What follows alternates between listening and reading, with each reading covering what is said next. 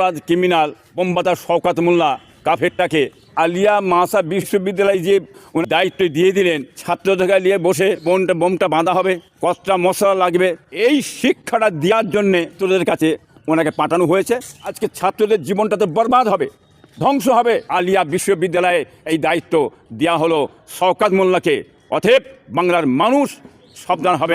Criminal জাহান্নামী এই শওকত মোল্লা বলেছিল, আমি 2 ক্লাস পড়লে আমি টাইটেল পাস করে যেতাম। তাহলে এই কারণেই কি ওই আলিয়া মাস বিশ্ববিদ্যালয় ওনাকে বসিয়ে দেওয়া হলো এই বোম বাজানো শেখাবার জন্য? হ্যাঁ, এই দায়িত্ব কি এই জন্যই দেওয়া হয়েছে? 2 ক্লাস পড়লে টাইটেল পাস করে যাবে।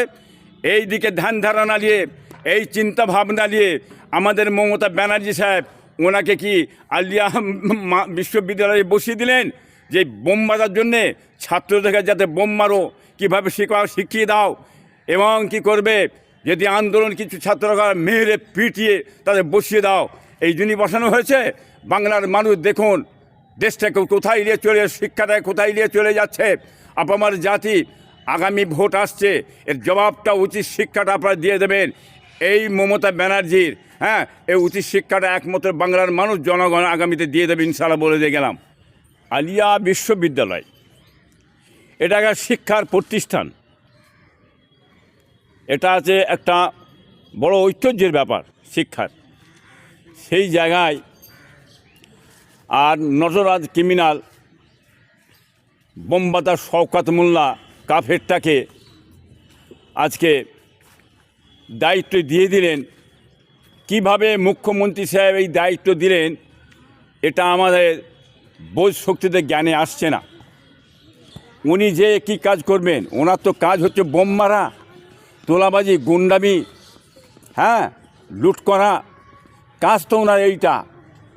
আর ওনাকে যখন আলিয়া মাসা বিশ্ববিদ্যালয়ে যে ওনাকে ওই দায়িত্ব দিয়ে দিলেন, এখন উনি যে কী শিক্ষা দেবেন ওখানে?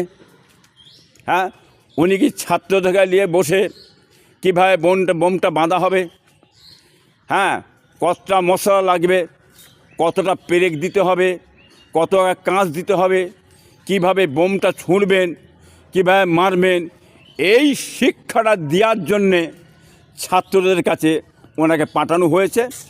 ওনার শিক্ষা নিয়ে ছাত্র তো আজকে ধরেন ভারতবর্ষে একটা ঐতিহ্য, কি বুঝলেন, এই সর্বনা করা যে উনি যে দিলেন, তাহলে ছাত্ররা কি বোম মারবে? যে সে বোম মারা শেখাবার জন্য ওনাকে বসিয়ে দেওয়া হলো, ওই পদে দেওয়া হলো। হ্যাঁ, আজকে ছাত্রদের জীবনটা তো বরবাদ হবে, ধ্বংস হবে জীবনটা।